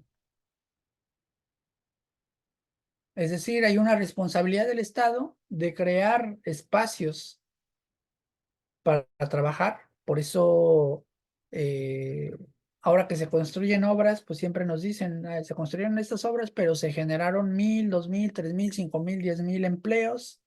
Se platicó con el sector empresarial y cuando hablan de inversión, que llega inversión a México, quiere decir que llegó el dueño de X empresa y dijo, voy a poner aquí mi fábrica, voy a poner aquí mi empresa y entonces necesito 10,000 empleados. Ah, pues se generaron otros 10,000 empleos. ¿Quién lo hizo?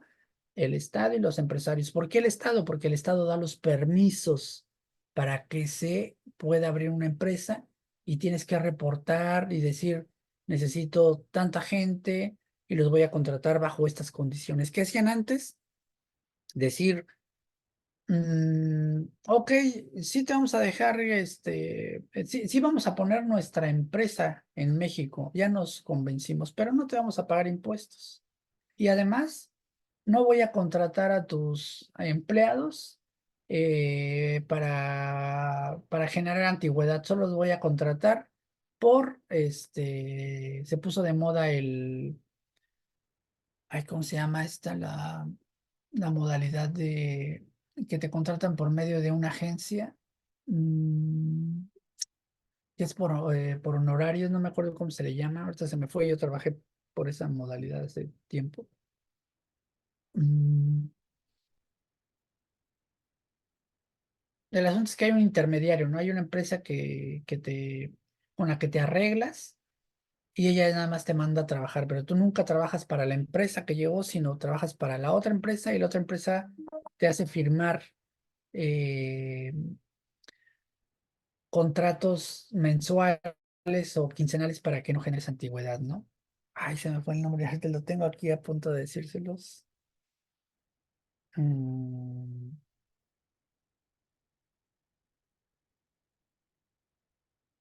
Ay, no lo recuerdo. Bueno, el asunto es que ahí tenemos otro fenómeno y si preguntamos y preguntamos y preguntamos, generamos una conciencia social y sabemos y debemos entender y debemos compartir y debemos empujar a que el niño se dé cuenta de dónde surgen los problemas sociales y normalmente surgen de una mala administración y de malas tomas de decisiones del Estado. Por eso debemos de tener los ojos bien abiertos hacia el Estado. Eso es conciencia social. Que sepamos qué se está decidiendo, qué se va a cambiar, qué se está proponiendo, qué nos beneficia, qué nos perjudica, participar, levantar la mano, manifestarnos, ayudar para el bien de todos, ¿no? Eso es conciencia social. La pedagogía crítica implica ese discurso entre líneas de lo que se está dando. Por eso le decía a Luis, si ya tocaste el tema, ahora que conoces la pedagogía crítica, profundiza y que el niño no solo se quede, qué bueno que ya te diste cuenta que están siendo muy inteligentes y que algo que antes para nosotros era una simple canción que repetíamos y cantábamos y bailábamos, para ellos ya no, para ellos ya lo entendieron, pero que no se quede ahí. Qué bueno que se dio el entendimiento, pero necesitamos que se concienticen. Y entonces tú puedes profundizar. No sé si quede claro lo que estoy diciendo. Sí, doctor. A ver, Sí, sí, dígame. sí, queda. Sí, sí, queda. Va quedando claro. Y bueno, con respecto a mí que le digo que me suscitó lo de la cancioncita esta del patito, sí, Ujú, pues sí voy a profundizar más con ellos, ¿no? Lo voy a relacionar, que es lo que se busca, ¿no? Que haya una, ujú.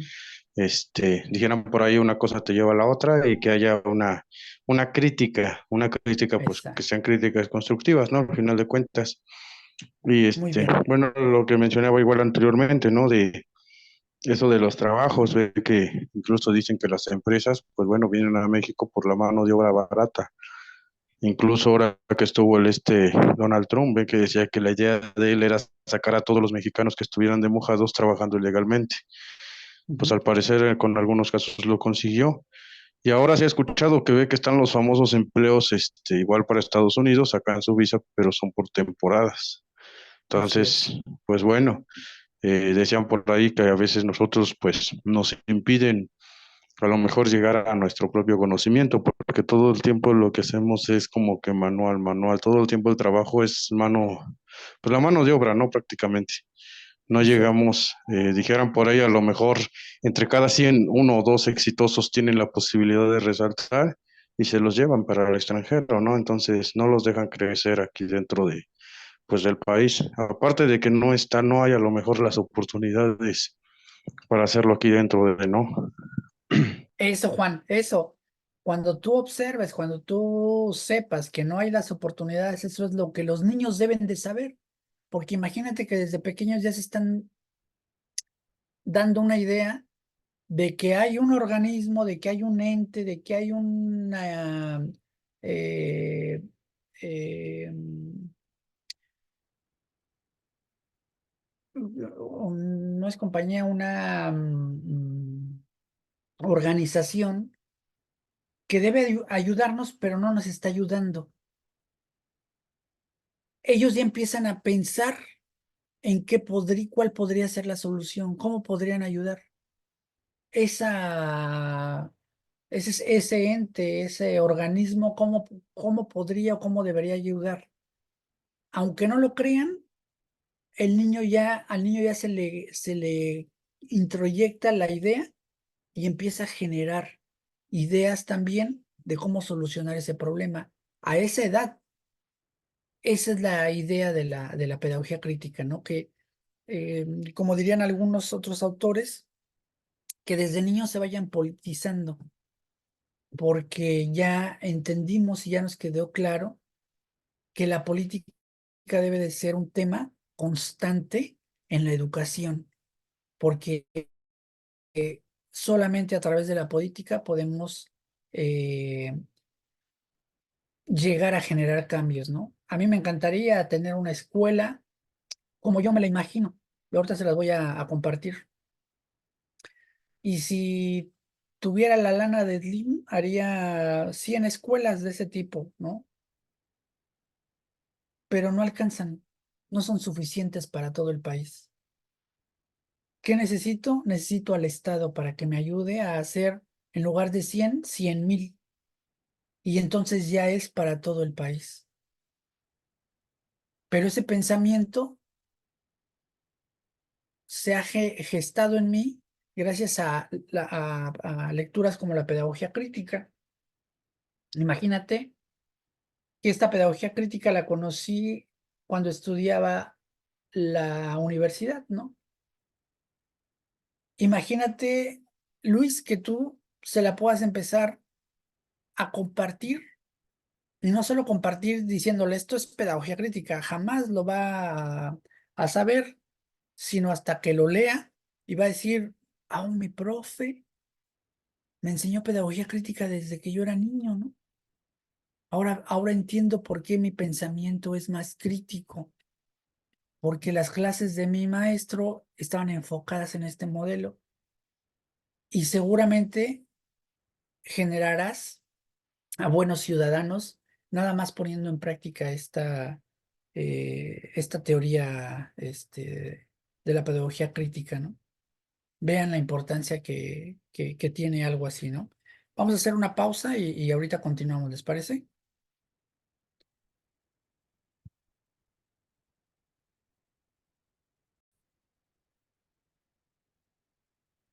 Les voy a compartir esto. porque me gustaría que se animaran a participar. La verdad es que es algo mm,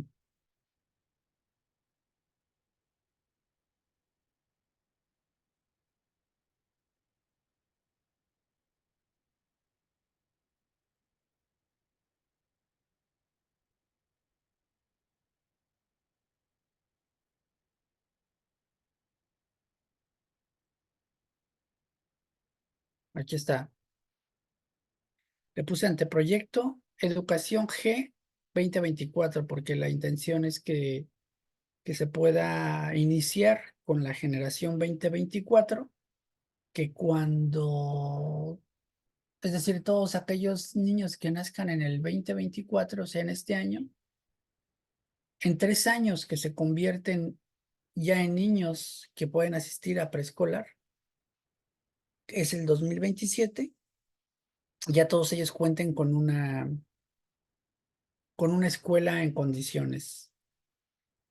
Puse aquí un planteamiento del problema que es muy corto y puse la propuesta y 3 objetivos específicos y un general. El planteamiento del problema lo hice muy corto porque así lo piden, porque te piden algo breve, no te piden que desarrolles un ensayo, un libro, pero quiero que lo escuchen para que vean que no te lleva mucho tiempo. Porque a mí me encantaría que este tipo de situaciones como las que comparte eh, Luis se, se solucionaran, ¿no? Esas propuestas se llevaran a cabo y solucionaran problemas. Dice aquí, mucho se habla del factor educativo como agente transformador de una sociedad. Sin embargo, en los últimos 30 años, y a pesar de haber existido 5 reformas a la educación con tintes más políticos que educativos, que comprenden el periodo neoliberal, esto solo ha quedado en el discurso, la demagogia, la utilización del tema educativo como disertación del bienestar. La última propuesta clara y efectiva fue la de Jaime Torres Bodet, quien vivió de 1902 a 1974 y más o menos ahí de 1940 y tantos, hace una propuesta, ¿no? Bastante interesante que todavía sigue vigente hasta nuestros días, ¿no? Hace más de medio siglo. Hoy, que vivimos tiempos de renovación, puede ser el momento para sentar las bases de un proyecto educativo transformador basado en una filosofía humanista que tenga como finalidad conseguir una sociedad buena, humana y racional. Principios que distinguen a la teoría crítica, tradición hermenéutica que persigue un interés emancipador de la sociedad. La inversión en educación ha sido un pendiente, ya que ha quedado en la medianía y es el reflejo del propio crecimiento que tampoco había sido significativo hasta este último sexenio en el que se ha crecido históricamente a pesar de la pandemia y la corrupción que provocaba fugas de cantidades enormes del presupuesto. El objetivo, inversión del 7.5% del PIB en educación. Con esto, el discurso se convierte en hechos. Costa Rica, país que ocupa el lugar 79 en el ranking del Fondo Monetario Internacional, hasta octubre del 2023, invierte 7.4 de su PIB. México es la economía número 15, ahorita ya es la 12, a nivel mundial en este mismo ranking e invirtió mucho menos en educación en 2023. Propuesta. Considerando el siguiente extracto de una de las obras más representativas en el mundo de la educación y que es autoría de Jean-Jacques Rousseau, nacemos débiles, necesitamos fuerzas. Nacemos desprovistos de todo, necesitamos asistencia. Nacemos estúpidos, necesitamos juicio. Todo cuanto no tenemos en nuestro nacimiento y que necesitamos de mayores, nos es dado por la educación. Rousseau, 1762. En esta obra clásica de filosofía que está basada en la naturaleza del hombre, hace énfasis en que el acto educativo, para que tenga trascendencia, debe darse desde los primeros años, como se plasma en la cita anterior. Es por ello que el presente proyecto va dirigido al nivel básico, preescolar, en su primera etapa, pasando por primaria, segunda etapa, secundaria, tercera etapa, y llegando al nivel medio superior, cuarta etapa, y superior con esta misma generación y las subsecuentes. La idea esencial de este proyecto es que se inicie con la generación modelo 2024, es decir, todos los niños nacidos en este año tendrán garantizado, fíjense, nacidos en este año o que estén por nacer en este año, tendrán garantizado el acceso a espacios educativos dignos y alimentación en el año 2027. Por eso hablaba de la alimentación con Carl Sagan. En 3 años, a partir de la toma del poder, que sucederá en 2024, o sea, en este año, se deberán construir los espacios educativos correspondientes a jardín de niños y todos aquellos niños que estén cursando en este momento el primer, segundo y tercer año de preescolar sean testigos vivenciales y agentes activos de cambio de la mano de sus profesores. Una vez que se haya construido la totalidad de los nuevos espacios de jardín de niños, y capacitado a los educadores los siguientes 3 años, del 27 al 30, estarán destinados en la creación de nuevos espacios educativos de primaria, siguiendo el modelo de preescolares, es decir, escuelas 100% equipadas, y alimentos, ¿no?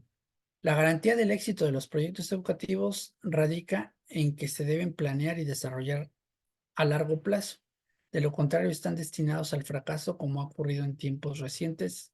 Como prueba, tenemos los proyectos que llevó a cabo Jaime Torres Bodet, el mejor secretario de Educación de la época moderna. Objetivo general: transformar el sistema educativo nacional mediante un proyecto generacional, implementando una inversión histórica del 7.5 del PIB que impacte directamente en infraestructura educativa y salarios a los educadores, fortaleciendo teórica y prácticamente el modelo educativo actual.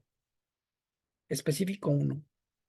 Impactar en el nivel preescolar con la creación de nuevos espacios educativos de primer mundo, dotados de aire acondicionado, cocina, comedor, ludoteca, espacios abiertos amplios y transporte escolar.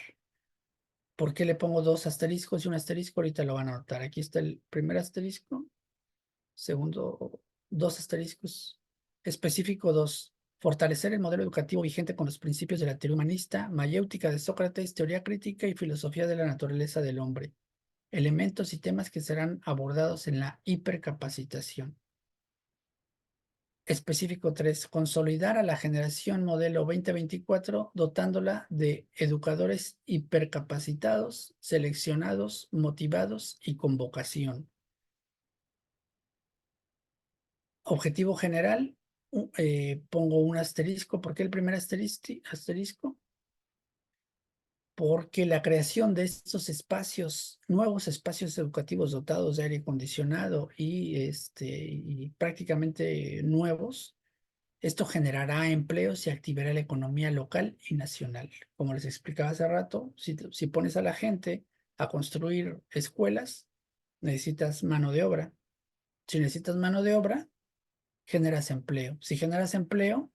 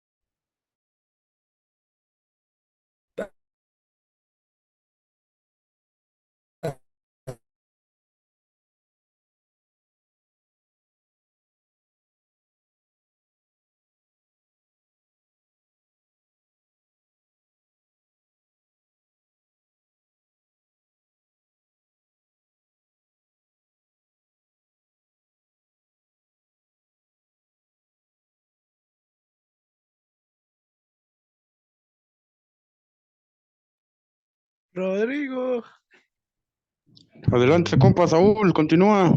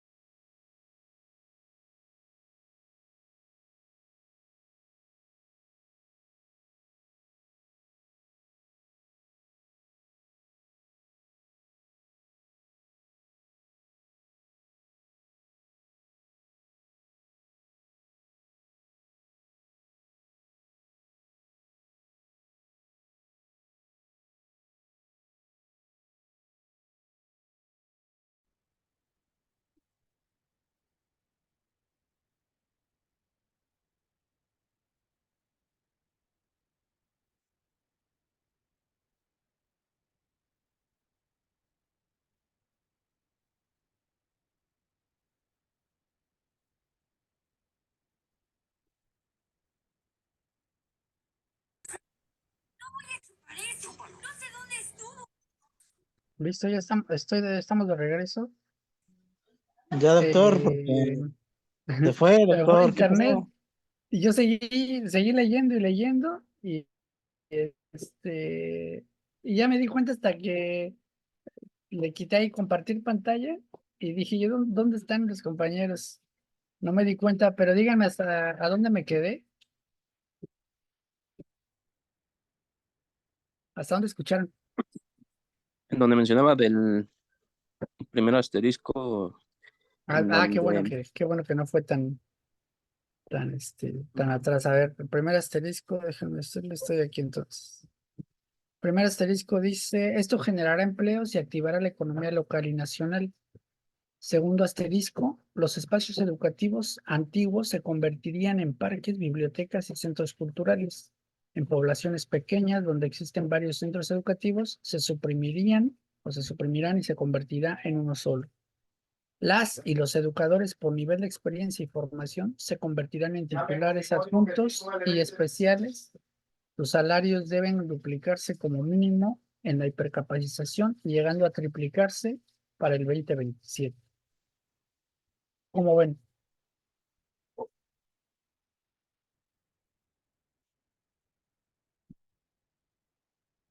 ¿Nos beneficia o no nos beneficia? ¿Qué dices tú, Rodrigo? Pues un montón, ¿no, profe? O sea, desde, no sé, ahí agarra, pues, no sé, hasta las personas que, dice, o sea, desde esas generaciones, pues, van a ir creciendo y tanto como ellos, como nosotros, ¿no? Entonces, eh, sí, sí, sí, estaría bien como que darle seguimiento esa, nos comenta que fue una propuesta de usted, ¿no, doctor? Esa Hacia, la escribía el diciembre pasado y la compartí aquí, se los voy a poner donde la compartí. Aquí es una invitación que recibí, pero que no la recibí yo porque soy el maestro, ¿eh? Ustedes pueden participar cuando lo deseen. Aquí está su servidor. Y ella es la encargada de hacer estos diálogos. Anoten su nombre.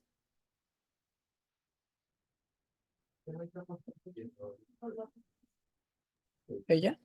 Anoten su nombre, métanse a sus Sí, redes sociales sí, doctor, diga su y, nombre po- porque y podrán escuchar, mínimo podrán escuchar eh, las, se llaman diálogos, esto que ustedes ven ahí es diálogos por la transformación. Y prácticamente pueden participar. Son los jueves. A mí este jueves, o sea, mañana no voy a poder hacerlo porque me toca dar clase, pero el anterior sí pude presentarlo. El asunto es que, pues que se animen, ¿no? ¿Por qué? porque así como pudieron escuchar ahorita una propuesta no tan complicada, pero que nos beneficia a todos, estoy seguro que ustedes pueden tener otras ideas y que también pueden generar ese cambio que requerimos, ¿no? Bien, pues, ¿les parece si lo dejamos hasta aquí? Y si alguien tiene la intención de participar y no encuentra a esta compañera en, en sus redes sociales, que no lo creo, además cuando la vean en sus redes sociales van a ver ustedes con quién están o con quién estarían trabajando. No, no es una mujer de bajo nivel. Ya lo verán si lo investigan. Y si no encuentran el enlace, me lo piden y yo se los mando, si es que quieren participar. ¿Vale? Bueno, pues entonces aquí le dejamos y nos vemos la siguiente semana. Adiós.